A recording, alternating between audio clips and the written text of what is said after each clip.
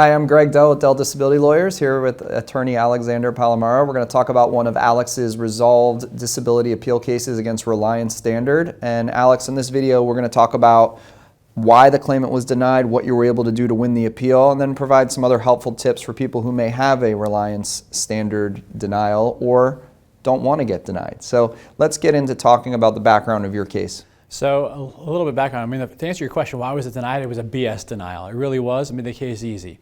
But it was kind of sad what they did here. But Reliance Standard denied this claim earlier this year, 2021, March 2021. Prior to that time, our now client was involved in a motor vehicle accident, a significant one, back in 2017. It forever changed her life. I mean, she has, first it was traumatic brain injury. Since then, it's been neurocognitive disorders, post-concussion disorder, memory issues, word-finding issues, you name it, she's suffering from headaches on a regular basis. Thankfully, her employer, she worked as a payroll manager for a private jet charter / aircraft management company out in California, a pretty big one. And thankfully, her employer provided its employees with disability insurance coverage. They provided this coverage with Reliance Standard for long-term disability. She applied for benefits, and after a few months, the claim was actually approved. They actually paid her for 3 years. Now, this policy has what's known as a change in definition of disability, that after the first 2 years of benefits, the first 2 years you have to be disabled from your own occupation. Then after that, it changes to you have to be disabled from any occupation. Right. That occurred after 2 years. They did nothing. 3 years into it, I guess they finally said, let's take a closer look at this claim. So what did they do? They had what's known as a clinical file review done by an employee at Reliance Standard. The other thing they did was, that was essentially it. So they did this file review.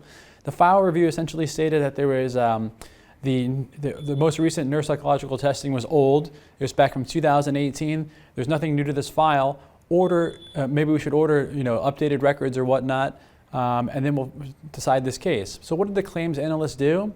2 days after receiving the report from the clinical reviewer, it reached out to our now client and said, hey, has there been any updated testing? Our client said, yes, there was updated testing for a personal injury lawsuit. And I believe my client stated that she would try to get it to the best of her abilities. But instead of waiting for that report, the claims analyst made a decision to go ahead and write a denial letter and quickly deny the claim 2 days later. So instead of ordering or waiting for the additional report that my client could potentially send to them, she denied the claim. Instead of maybe sending my client out or our client out for the testing itself, because the insurance company certainly has the right to have our client seen by a doctor of their choosing, which includes the right to have her functional capacity evaluation done or a neuropsychological testing done. They didn't do that. I guess they were trying to save money, be cheap, or just deny this claim, and they went ahead and denied the claim. So her medical basis for disability was cognitive difficulties from a injury sustained in a car accident. Correct. Did she ever return to work after the car accident? Briefly. She tried to, but never, basically just for a couple of days and could not do it. And at the time that they denied her benefits, what types of doctors was she treating with? You name it. She's seeing all the right doctors for her conditions. So with this appeal, and unfortunately my client didn't find me for months. Her claim was denied in March. Her mom actually found us in late July of 2021, and we quickly got to work on this claim. The good thing about her claim, because we had to obviously build this file up because they're denying the claim for lack of information.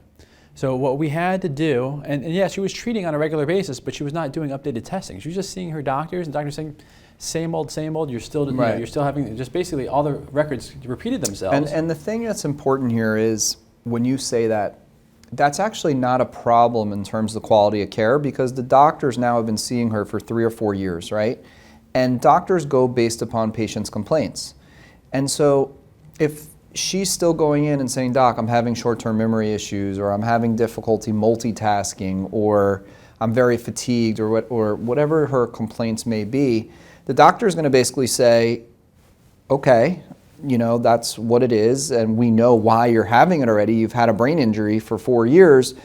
Unless something dramatic has changed, I don't really need to order a new test. It'd be a waste of money. They're expensive. Now, but that doesn't work. The protocol for medical care does not necessarily work in the world of how do you prove that you're disabled under a long-term disability insurance policy. So getting back to your point about saying how she wasn't doing any testing, it wasn't the doctor's fault necessarily, but she wasn't also living up to the threshold of what the disability insurance company is requiring. Whether it's right or wrong for them to require it, it wasn't what they wanted. So what did you have to do? So we did the obvious. We sent her down for a neuropsychological evaluation. The results, done by an independent neuropsychologist, was overwhelmingly in favor of our client being disabled.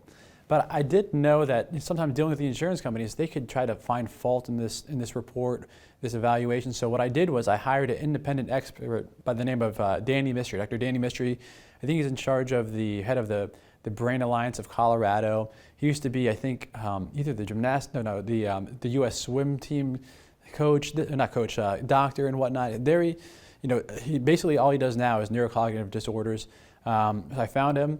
He did an independent an independent evaluation of our client's medical records, and his report was 83 pages long. Could not have been more supportive of this client's claim. So I have the results of testing and an independent expert both now supporting this claim. So then I put together an appeal. I highlighted both of these reports. I then also heavily criticized the actions of Reliance Standard in denying this claim. The fact that they asked her, hey, was updated neurocognitive testing done? And she said yes. Instead of waiting, they denied the claim 2 days later. So after we filed this appeal, it was literally 14 days. We didn't get it for 21 days, but the letter was dated 14 days after we filed this appeal that they were reinstating our client's claim and overturning the denial. And that's the fastest I've ever seen yet, to be honest with you. Yeah, but it was almost like Reliance Standard had an agenda to rush to deny the claim. And really the quality of the claims adjusters at Reliance Standard, at least as of lately, has been subpar in the sense of, and when I say the claims handlers, not necessarily in the appeal division, but more so I think they're struggling to find quality employees who are reviewing these claims and managing these claims, and unfortunately it's resulting in denials that shouldn't happen. So maybe it's not even so much the quality of the person who's reviewing, but they're getting pressure from upper management to say, look, here's the way to deny a claim, and they're being strategic on their side. I don't like to necessarily think that everyone's that evil in the sense of let's have a plan to do whatever it takes to deny claims, but unfortunately we see certain companies who it takes one person who's dictating the management of how claims are going to be handled, and they are looking at numbers. And if too many claims are getting approved, that's not a good thing for their division, and they say we've got to have a quality control to see how are you reviewing the claims, and if there's things missing, then you have a basis to deny the claim. But don't worry about it, claims person, because we have an appeal division, and if they choose to appeal, they can.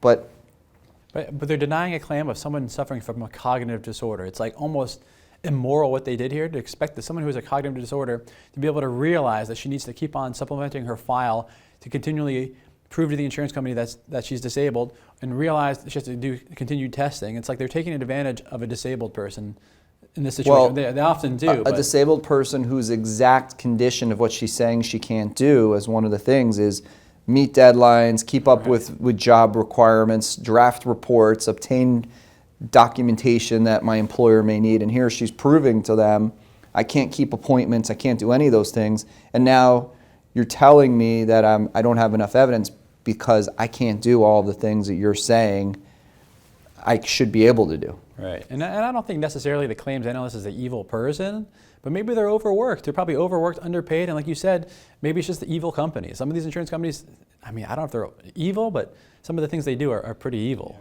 You kind of, it's funny when we do these videos and I talk to you and you're like, oh, it was easy, but easy in the sense because now you've been doing these claims for so long, so it's routine for you, which is why you're a professional at what you do, and it's like you walking the dog every morning. It's what you do, and you know every company, especially Reliance Standard, how they think. But you said I did the obvious. I got a neuropsych exam, and that's not the obvious to many people who are out there, especially those who hire us and watching our videos to learn how to protect their benefits. And just talk briefly, what is this neuropsych exam? What's involved in it? And why is it such a valuable tool in proving cognitive impairment? It's a comprehensive test where a neuropsychologist will go with our client and go through a series of testing to show, do they have memory issues?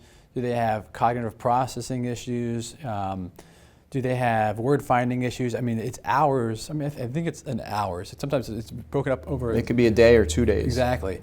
And the results are just always, not overwhelmingly supportive, but the results are pretty reliable. Even if someone is malingering, if they're faking, the results of the test show it. So it's a pretty reliable test. And it's expensive. That's the only thing. That's probably why the doctors are not recommending it in the past, because like you said earlier, we don't need to have additional testing every year to prove it to ourselves that she's disabled or suffering from these issues, because it would be a waste of money. And it is expensive. It's often not covered by insurance. And in this case, it's a valuable tool for our particular clients. Most of our cases are handled on a contingency fee basis, which means the clients aren't responsible for any fees or expenses or any legal fees or anything unless we win the case. In this case, when a client needs a neuropsych exam, we pay that often as an expert fee, whether that fee is $1,500 or $10,000, which neuropsych exams can be really expensive. And again, the client may not have had the basis to go find a neuropsychologist to do that. The other thing about the neuropsychology exam is a lot of these doctors aren't doing these to satisfy the requirements of what a long-term disability insurance company is looking for with regard to an ability to work. They're just doing a neuropsychological assessment and saying, basically, here are the findings, here's the level you're functioning at, here's different skills like word finding or multitasking or short-term memory, here's where you have particular limitations. But then they don't do that in the sense to say, how does that relate to your ability to work 40 hours a week, 8 hours a day, and commit to an employer? And that's where you as a lawyer have to not only obtain the neuropsych report, but then work with the doctor through having him render opinions that are specific to the definition of disability. Correct. So that's super challenging for especially someone who's cognitively challenged to try to make the tie in from what the findings are of this report to a support of disability. But it was great in this case that you were able to, and you have a lot of success with Reliance Standard. There's been many cases, especially as of recently, that you were able to get them to review and make a reversal very quickly. Also, talk about the significance that this person contacted you with a limited time. Well, right now it's kind of a weird point in all of our lives because of the pandemic. So thankfully, the fact that, not thankfully of the pandemic, but the pandemic has allowed us to have extensions of time to file these appeals, typically of 180 days. Department of Labor put out, rules stating because of the pandemic, everybody has an extended period of time to file an appeal. It's up in the air what it is because it's kind of been changing, but typically it's either, I think, a year after the initial denial or within 100 or 270 days of the end of the emergency, the pandemic. So we do have a significant amount of time to file these appeals now. I never delay because my clients are without funds, so I do everything as quickly as possible. But again, my client's mother didn't find me until 5 months into the denial. So if it was back in the day, I'd have a month to do all this, and I'd file the appeal and probably supplement the appeal with whatever additional findings I would get. Right. But this time it allowed me a few more months to put together the expert report and get the additional testing done.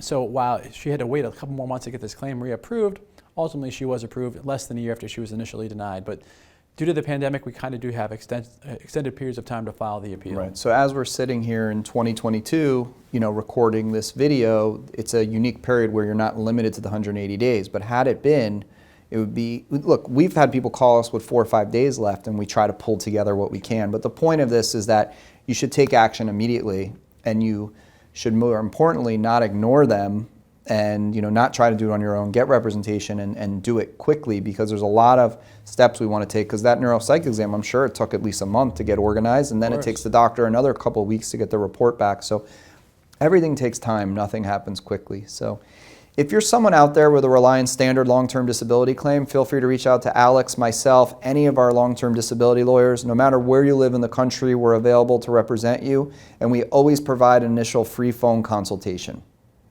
Hi, I'm Gregory Dell, the managing attorney of Dell Disability Lawyers, and I hope you find the video you just watched helpful. We put these videos out all of the time, and we'd love if you would subscribe to our YouTube channel. Beyond our videos on our YouTube channel, we also have lots of information available on our website at diattorney.com, and we encourage you to come to our website. The goal is that we want you to be educated about the disability insurance process, and when you get to our website, you'll see that we have information all about your specific disability insurance company, your occupation, and your medical condition. And we've designed our website such that you can easily search our website to find things that you may specifically be looking for. Now at our website, we have thousands and thousands of pages of information, hundreds of videos that you can search, plus we're building a section of reviews of all the disability insurance companies, and we have the Ask Our Lawyer section where you can go ahead and ask us any questions that you may have. Now we realize that you may not need us right now, but you may need us in the future to help you with your disability claim, and we think one of the best ways to keep in touch is by clicking the button below and subscribing to our channel. And most importantly, again, no matter where you live in the country, we're always available. Just go ahead and give us a call. We're happy to discuss your claim and let you know immediately if we can help you.